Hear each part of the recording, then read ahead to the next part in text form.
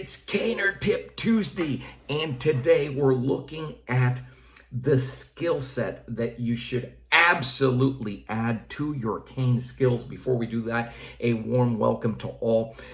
If you're here for the first time, or maybe you've been watching us for a while, listen, if you like the content, go ahead and hit the subscribe button and the little bell icon first so that you don't miss anything in the future. But most importantly, you have free resources. The most important one of those is still the no-cost cane clarity call. You do that by texting the letter CCC to the number on the screen, and in less than 24 hours, we'll be in a phone conversation with you, answering all your questions so you get it right from the onset. Believe me, it's going to save you tons of time, funds, and frustration of trying to figure this whole thing out, everything from canes, but more importantly, how to get cane trained. And also, you have these Facebook groups that are now open to the public. They're ACSD groups. Just request entry. They'll let you right in. You can see the links in the description. So what is this skill set that you should absolutely have? You'll find it if you do a little research. ACSD, the way I originally put it together, for those of you who are here, again, for the first time and just learning of this, I put together American Cane Self-Defense. Been over almost 3 decades now.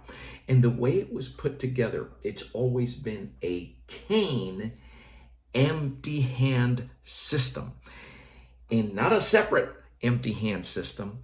The way it was always taught is we refer to whatever you do with that cane, you're also going to do it empty hand, and we refer to that as the empty hand translation. Now, why would you want to do that? And especially, why would you should you incorporate an empty hand system? And I'll share a little bit of the conversations that I have every single day.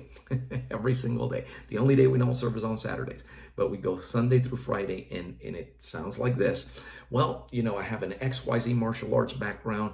I served in the military, or, you know, I come from law enforcement, or whatever it is that you have, and maybe you were a boxer, and you already come with an empty hand skill set. Should you, when you're coming in, opt to learn the full strength cane and empty hand, or should you just go with the cane? First of all, let me give you a little background of how it got to the point where it was just the cane, and why you can still come in today and you still have the option to just go cane. That happened here in Miami, where it was born. And it happened at the headquarters because you had busy executives who realized that the cane was the only tool that you could still pretty much fly with if you were busy flying, or just get through, because it's a medical device essentially. And so they wanted to get trained with that. They needed the self-protection immediately, and we got that.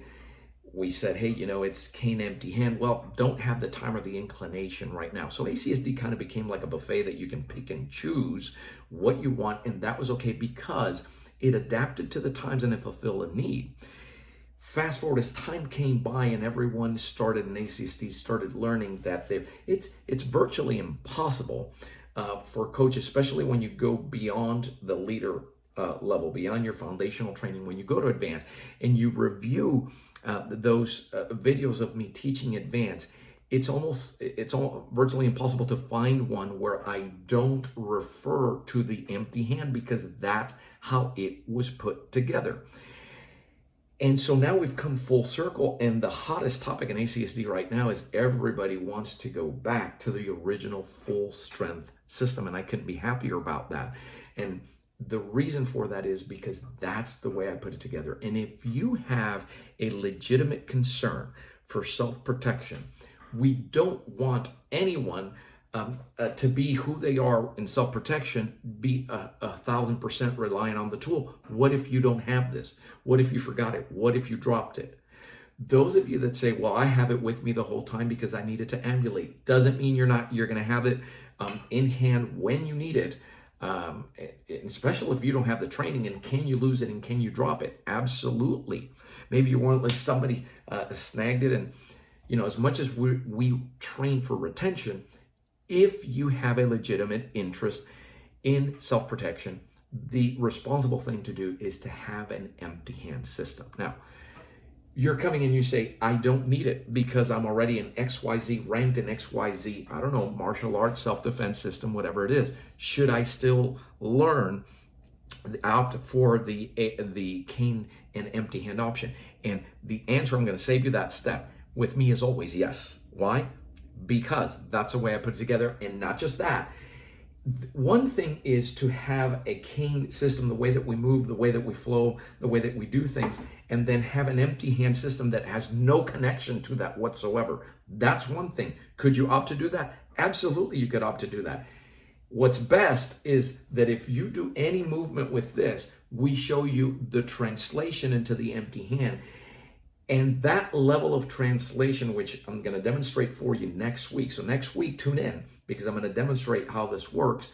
There are different layers of reveal. The deeper you go, the deeper the understanding. And so if I do something here with for instance, you first start off in an ACSD power shot template, right? The idea is to make you effective in the first 2 hours of training, 2.5 hours, to where you can't just be walking out there with your cane and people randomly put their hands on you, right? Because you're a force to be reckoned with. You know what you're doing. You know the law. You have your verbal skills. You're going out there, boom, you do this movement. If I show you that that movement can also be done with a hammer fist, with an empty hand palm, it's a clawing motion, it's whatever you have in your hand, it's the same thing. That's one layer of reveal.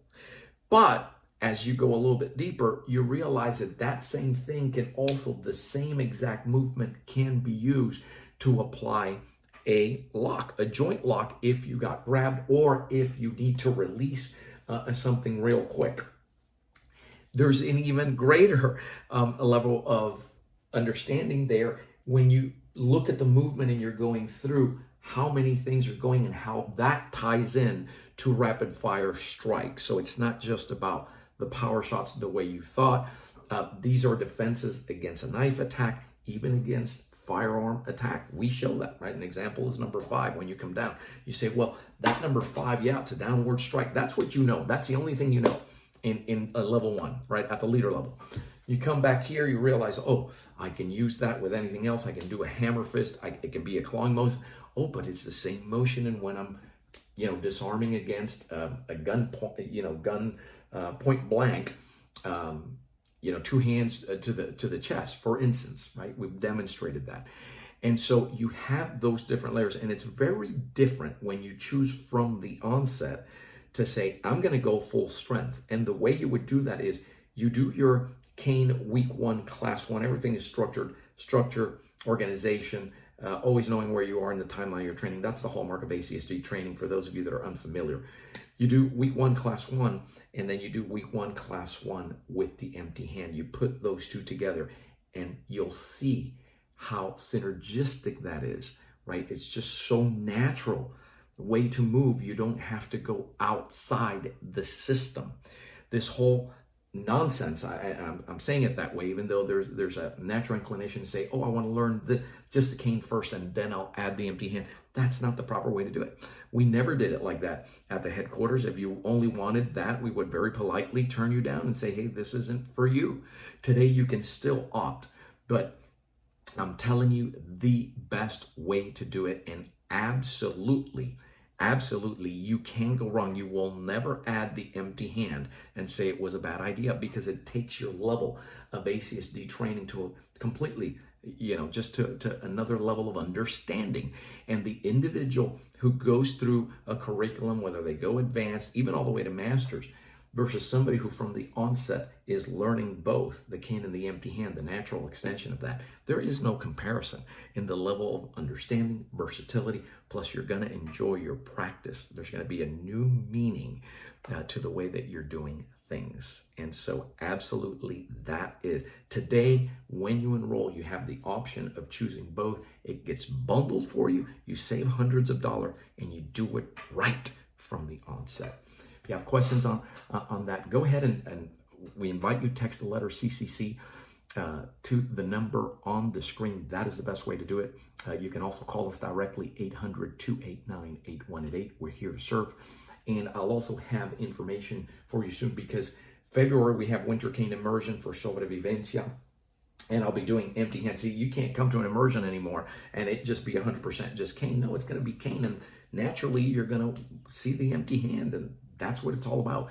But now this one, we're making the online version available to you, and we have new information on that for those of you that wanted a recording. If you're a member of Sobrevivencia on Patreon, or you're a CSDU member, you will get the highlights included there. So I'll bring you that message on a separate one, and tune in next week because I'm going to give you a demonstration of how that cane and empty hand system works in ACSD.